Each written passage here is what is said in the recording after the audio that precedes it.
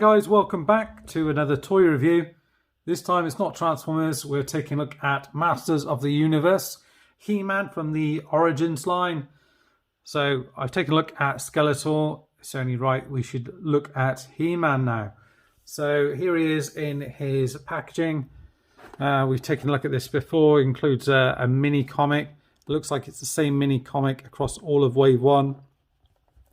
Again, you've got that classic kind of Master of the Universe logo with the rock kind of exploding behind you, and then on the back there you've got He-Man coming out of Castle Grayskull there, wielding his power sword, and then you get a look at all the figures that are in Wave 1. So it looks as if he gets 3 accessories with him, so we'll take a look and open him up. So let's see if we can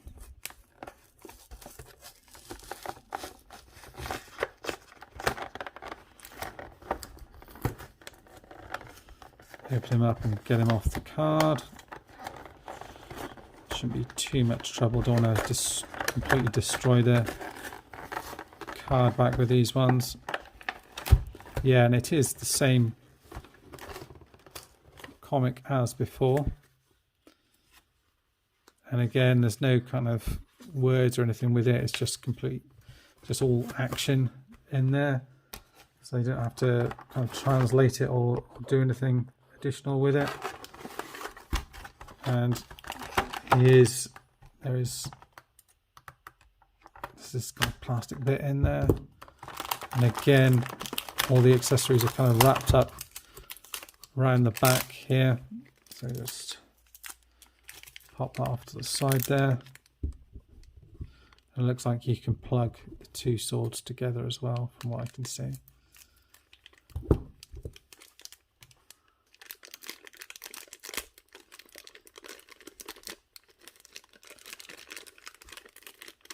Pull these out. So in terms of accessories, you get 3. So Skeletor came with 2. This guy He-Man comes with his shield, which is quite tough. Looks like it comes with a handle, and this bit fits over his arm. Just an axe, which is just set in grey plastic, there's no paint added to it.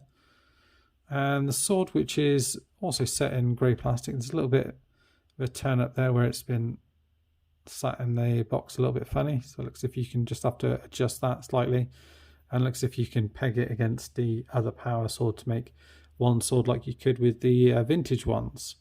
So that's quite good, and there's kind of a bit more of a shine to it than these ones. I wish they'd kind of done this the same, really. It kind of stands out a little bit. And then gets He-Man completely out of his packaging. His legs are a little bit tied up as well. That's fine. Just chuck that off to the side here. Just get rid of all this stuff that's on him. Poor old He-Man. Yeah, and first thing that sort of jumps out is they've kind of gone with a bit of a different look for his head, his face. So I don't know if this bit moves around here, but yeah, the hair is stuck on, but the head can just pop off. But they've gone with a very different head sculpt to what we're kind of used to with He-Man. It looks as if you've got a bit on the back here which you can actually store the sword or the axe in, it looks like. Don't know if the axe will fit in there or not. Kind of does. I think it's more meant for the sword, but a very different head sculpt to what we're used to with He-Man. I don't have an original He-Man. I do have this kind of Power Punch one. You can see there's a very different look to him. I believe there is going to be a kind of battle damage He-Man that comes with 2 different heads, one which is like more a vintage one, and one, you know, kind of like this. But you see there's a few other differences. He's, I don't know if he's a bit more tanned or not. Yeah, possibly. Slightly different with the boots and things like that. But yeah, and obviously the articulation, which we've been through with these ones, the head can move all around really. The arms, it's good feel to the plastic as well. Move up and around, all the way around, and you can, as you can see, that's how you can pop them out. So that one was a little bit too easy to pop out actually. There you go, so pops back in. These arm bits I found with all of them are a little bit stiff to start off with. Does require a bit of manipulation, so that rotates around, and then the arm does bend in. Come on. So some parts of these are kind of quite soft plastic, so kind of don't want to go too rough on them to start off with, but there is a bend in there. I just can't quite get it at the moment,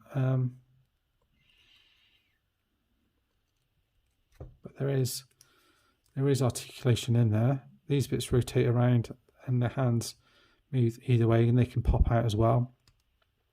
So he's got the same sort of thing with the hands. He's got one kind of splayed hand and one hand that's curled up like that to hold his weapon. This bit does rotate around as well. It doesn't have that kind of same spring action gimmick as the vintage ones did, but and the legs can move up and down and out to the side because they're on ball pegs, so you get a bit more articulation. These bits rotate around down at the bottom. The feet move up and down, not to the side as well, I don't think. Oh, there's, feels like there's a little bit of a kind of rock as you can kind of move it around that way, and then the legs can bend back, so there's a bit more movement in that one, like that. So that's what these ones should bend like. And you see there is a space to move them into that, but it does eventually go, but it does feel a little bit on the stiff side. So just be wary of that. I don't want you to break the figure or anything, but yeah, nice feel to the plastic as well. I think it feels pretty good, and you can get in some pretty decent poses. And then obviously you can hold on to his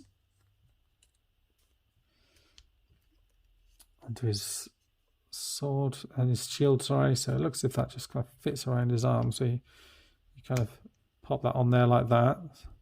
So you hold his shield like that, and then he can hold his sword in his other hand like that, and then presumably you can either pop the axe on the back there like that if you want to, or you can switch it around obviously and have him holding the axe if you prefer that look. Obviously with these few accessories you can share them across different figures if you want to, and the sword fits nicely in the back like that. And then if you're going to put him against Skeletor, here he is. Just kind of get his weight right.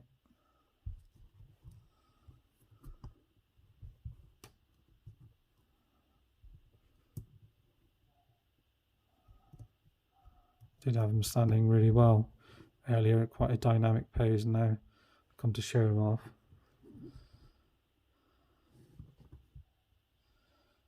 You can see they are the same height, I've just got them in slightly different poses. And they do look really nice together. I'm really looking forward to getting hold of more of these figures and kind of putting them on display with each other, having them involved in some great little fights. They just look so much more dynamic. The fact that you've still got those kind of you know, hench kind of look to them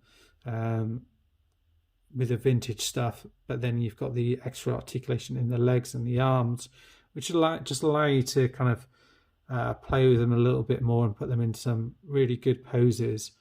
For me, it's kind of the perfect mix between kind of vintage and kind of a more updated look. I really do love them so far, and they do feel a lot better in hand than perhaps they look in some of the pictures, I find anyway.